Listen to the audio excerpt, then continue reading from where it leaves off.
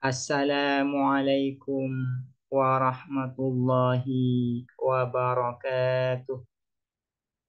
Bismillahirrahmanirrahim. Alhamdulillahi rabbil alamin. Wabihi nasta'inu ala umuri dunya waddin.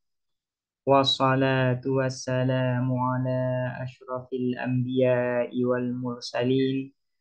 Sayyidina Muhammadin wa ala alihi wa sahbihi ajma'in. Allahumma faqihna fid din wa 'allimna at-ta'wil amma ba'du.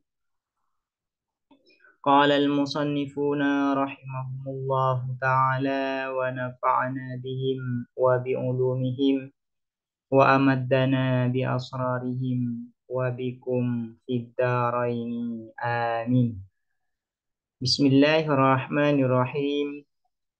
Mari kita melanjutkan ngaji kitab Durusul Balaghah.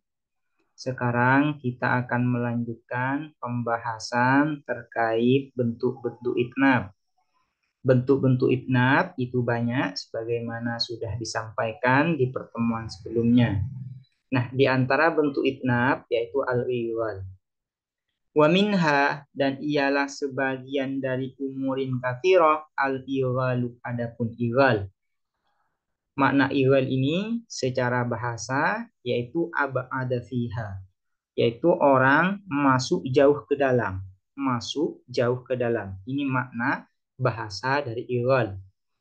Namun apa yang dimaksud ighal di dalam ilmu balaghah?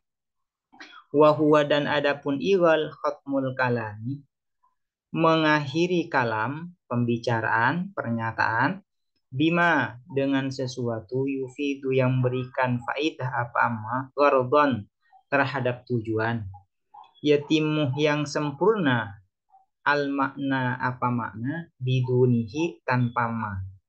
Jadi yang dinamakan iwal di dalam ilmu balaghah itu yaitu mengakhiri kalam yang sempurna, yang maknanya sudah sempurna.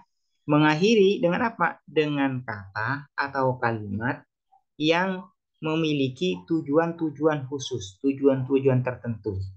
Nah, ini yang disebut dengan iwal.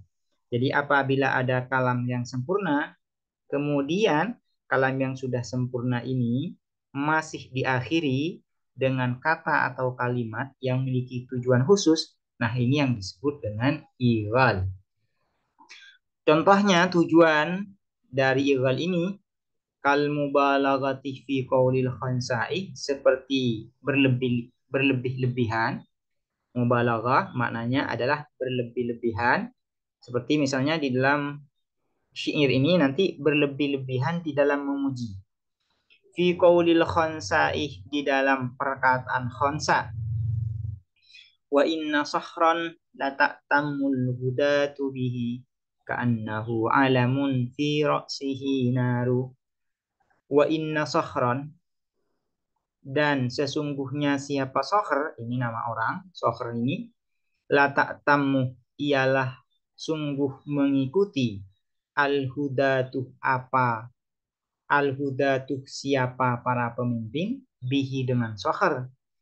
Ka'annahu, seakan-akan Sohr, alamun, ialah gunung alam. Ini nama gunung, alamun. Alamun ialah gunung alam. Fi ra'sihi, ialah di ujung alam.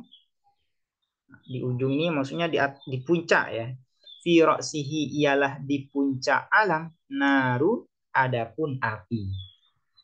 Nah, di sini yang disebut dengan ighal yaitu fi ra'sihi narun. Fi ra'sihi narun ini disebut dengan ighal.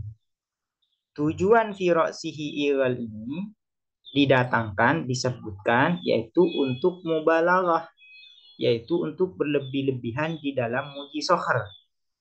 Nah, pujian terhadap Sohr ini sudah sempurna sampai kalimat ka'annahu alamun. Misalnya ini ya, asalnya seperti ini.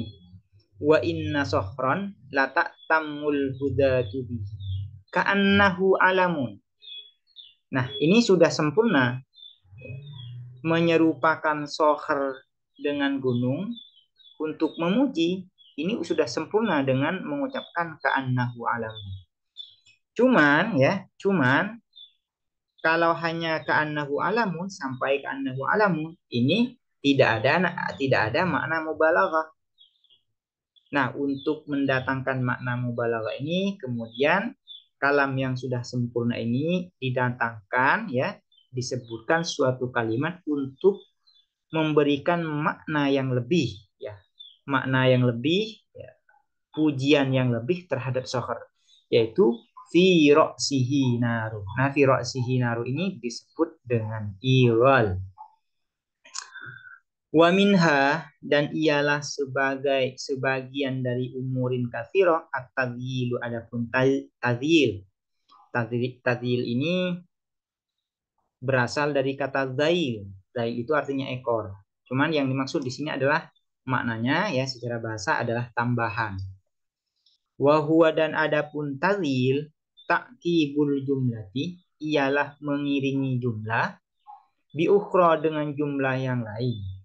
Tashtamilu, yang mencakup apa ukhra, ala maknaha, atas maknanya jumlah, takkidan, karena untuk menegaskan atau untuk menaukiti, menguatkan, laha, terhadap jumlah. Jadi yang dinamakan tajdil itu, ya, menyebutkan jumlah atau mengiringi satu jumlah terhadap jumlah yang lain, yang mana jumlah yang diikutkan ini, ya, mencakup terhadap makna jumlah yang diikuti. Tujuannya apa? Yaitu takkid. Mendatangkan jumlah yang kedua ini tujuannya adalah takkid terhadap jumlah yang pertama. Wahuwa, dan tadil ini kemudian dibagi dua. Ada yang diperlakukan seperti masal, perumpamaan, ada yang tidak. Wahuwa, dan adapun tadil, imma ayyakuna, ada kalanya ialah ada apa tadil, jarian ialah berlaku, majrol misli, seperti majrol matali, seperti berlakunya masal, perumpamaan. Listiqlali maknahu, karena berdiri sendirinya maknanya tadil. Wastilnaihi, dan tidak perlunya tadil, amma qoblahu, dari sesuatu qoblahu, sebelum tadil. Jadi tadil ini yang pertama yaitu sama seperti masal, seperti perumpamaan atau seperti peribahasa. Kenapa seperti peribahasa? Karena maknanya bisa berdiri sendiri dan tidak butuh kepada jumlah yang sebelumnya. Artinya tadyil ini, ya, boleh diucapkan meskipun jumlah sebelumnya tidak ikut diucapkan. Contohnya, ja'al haqqu wa zahaqal batil. Ja'a, datang, al-haqqu, apa kebenaran, wa zahaqa, dan hancur, al-batilu, apa kebatilan. Innal batila kana zahuqa, sesungguhnya apa kebatilan, karena ialah ada apa al-batil, zahuqon, ialah hancur. Yang disebut dengan tahdil di sini adalah innal batila kana zahuqa. Nah, kalimat atau jumlah innal batila kana zahuqa ini, ya, maknanya sudah tercakup di dalam jumlah sebelumnya, yaitu wazahqal batil. Maknanya innal batila kana zahuqa sudah ada di dalam jumlah sebelumnya. Itu yang dimaksud dengan tashtamilu ala maknaha. Tujuan innal batila kana zahuqa yaitu untuk menegaskan, menguatkan jumlah sebelumnya, yaitu wazahaqal batil. Nah, innal batila kana zahuqa ini sama seperti peribahasa masal. Kenapa sama seperti peribahasa atau masal? Karena andaikan, ya, andaikan innal batila kana zahuqa ini diucapkan, ini bisa dipahami, orang paham. Nah, orang paham. Meskipun ja'al haqq wa zahaqal batil ini tidak ikut disebutkan, ini orang tetap paham. Karena kenapa? Karena makna dari innal batila kana zahuqa ini sudah, ya, berdiri sendiri, sehingga tidak terikat dengan makna yang ada di jumlah sebelumnya, yaitu ja'al haqqu wa zahaqal batil. Andaikan seseorang mengatakan seperti ini, innal batila kana zahuqa. Kebatilan itu pasti akan hancur. Nah, ini bisa dijadikan seperti masal, seperti perumpamaan. Memiliki makna sendiri, tidak butuh pada jumlah sebelumnya untuk dipahami oleh mukhatab, oleh sami, oleh pendengar. Wa imma ayyakuna, dan ada kalanya ialah ada apa tadil ghairu jarin, ialah tidak berlaku majrol masali, seperti berlakunya masal, perumpamaan atau peribahasa, li adam istighnaihi, karena tiada tak perlunya at-tadhil amma dari sesuatu qablahu yang sebelum tadhil. Nah, tadhil yang kedua yaitu ya tidak berlaku, ya tidak diperlakukan sebagaimana peribahasa. Peribahasa atau masal. Kenapa? Karena maknanya tidak independen, tidak berdiri sendiri. Kalau ingin diucapkan, ya, kalau ingin diucapkan harus disambung, dikaitkan dengan jumlah sebelumnya.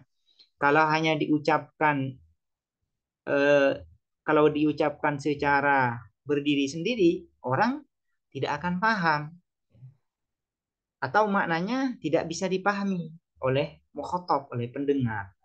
Contohnya, dzalika jazainahum bima kafaru wa hal nujazi illal kafur.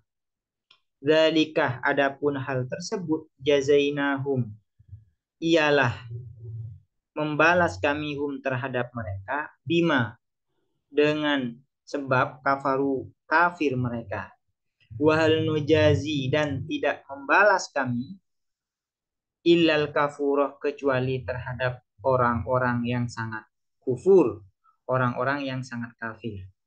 Nah, ayat ini merupakan tazhil. Kenapa tazhil? Karena ini didatangkan, ya, didatangkan untuk menguatkan jumlah sebelumnya, ayat sebelumnya. Dan makna yang ada di dalam dzalika jazainahum bima kafaru wal nujazilal kafur ini sudah dikandung juga oleh jumlah atau ayat sebelumnya. Nah, ini ayat ini yaitu dzalika jazainahum tidak diperlakukan, tidak bisa diperlakukan sebagaimana peribahasa atau masal. Karena kalau diucapkan secara diri sendiri tanpa dikaitkan dengan ayat sebelumnya, maka ini tidak dipahami. Misalnya saya mengatakan kepada mukhatab, lawan bicara saya, dzalika jazainahum bima kafaru wa hal nujazi illal kafur. Mukhatab pasti akan bertanya-tanya, apa maksudnya? Tidak akan paham. Kecuali bisa dipahami kalimat ini kalau dikaitkan dengan ayat sebelumnya. Ini berbeda dengan misalnya, ya, dengan biasanya ayat sebelumnya, yaitu innal batila kana zahuqa. Nah, andaikan saya mengatakan kepada lawan bicara saya ayat ini, yaitu innal batila kana zahuqa, maka lawan bicara saya pasti paham meskipun saya tidak menyebutkan ayat sebelum innal batila kana zahuqa. Wa minha, dan ialah sebagian dari umurin katsira al-ihtirasu, adapun ihtiras. Ihtiras ini artinya menjaga. Wa huwa, dan adapun ihtiras, ayyuta, ialah didatangkan fi kalamin, di dalam perkataan, di dalam kalam, di dalam pernyataan, yuhimu, yang memberi dugaan apa kalam, khilafal maksudi, terhadap menyalahi maksud, didatangkan bima, apa dengan sesuatu, yadfa'uhu, yang menepis apa ma, hu terhadap ihamu khilafil maksud, hu terhadap ihamu khilafil maksud. Jadi yang dinamakan ihtiros itu mendatangkan lafaz atau kalimat yang bisa menepis kesalahpahaman.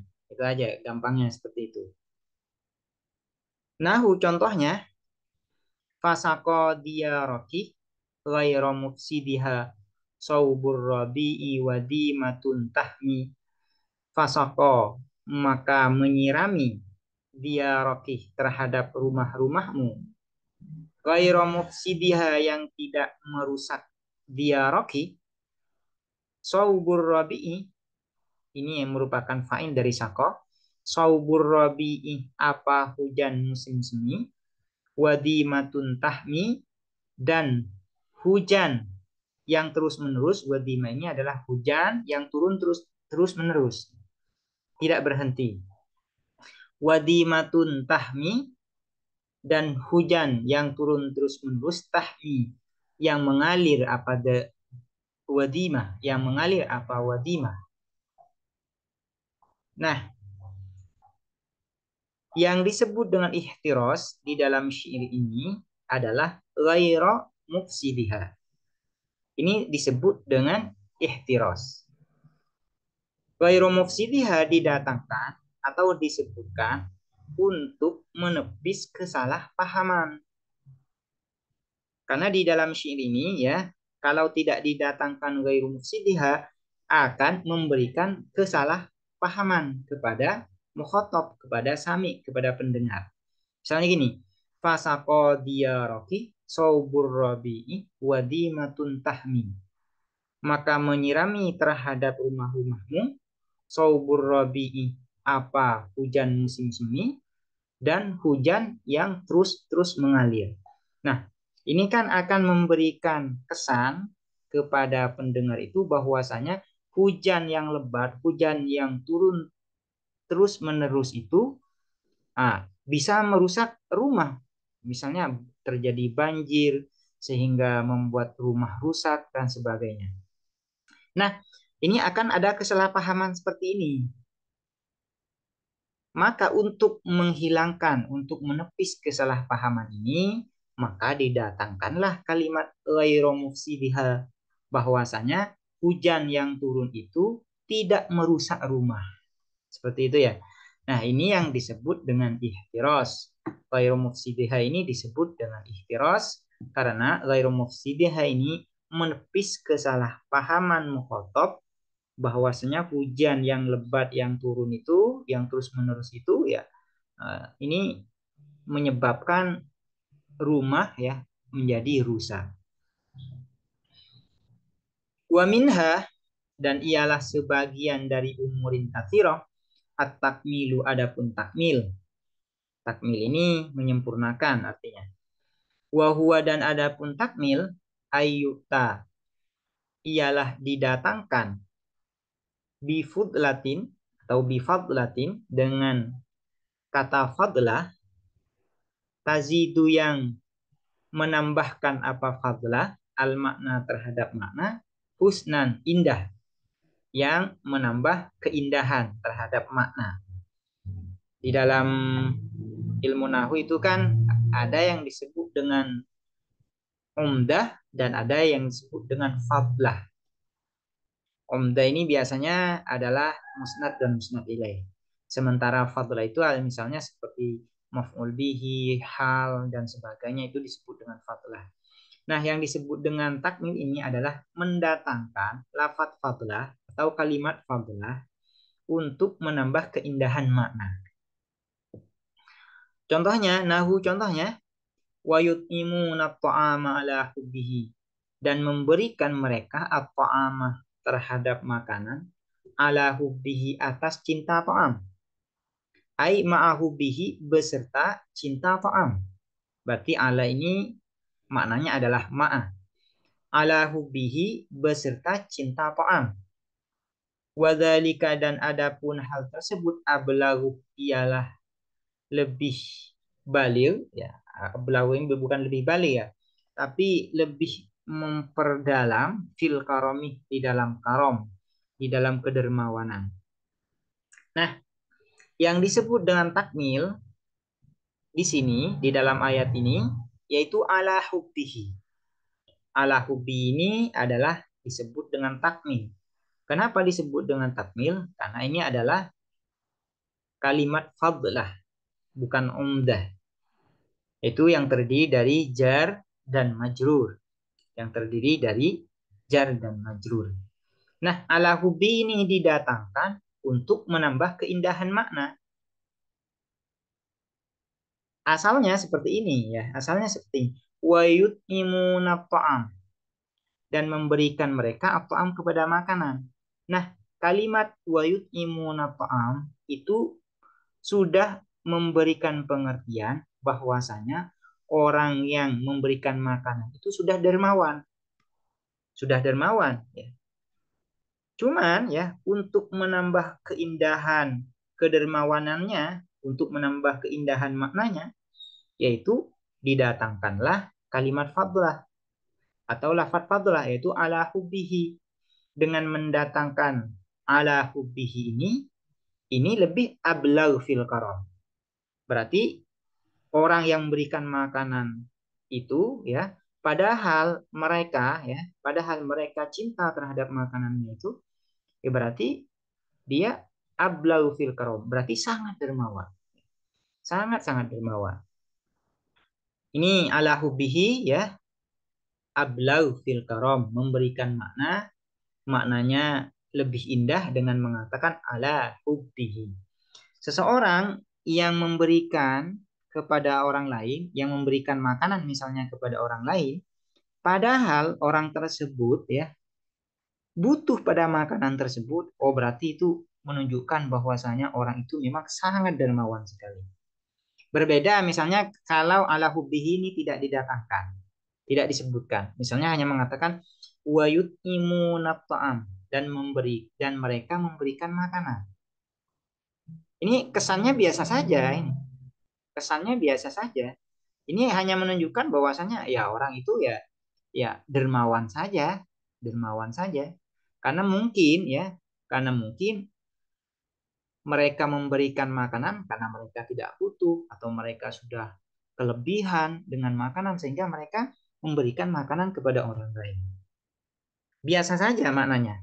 Cuma kalau ditambah dengan kalimat ala hubbihi wa yut'imuna ta'ama ala hubbihi, dan mereka memberikan makanan dalam keadaan mereka masih butuh terhadap makanan itu, oh berarti ini memiliki makna yang ablag ya, yang dalam ya, di dalam menunjukkan bahwasanya orang tersebut memang benar-benar dermawan.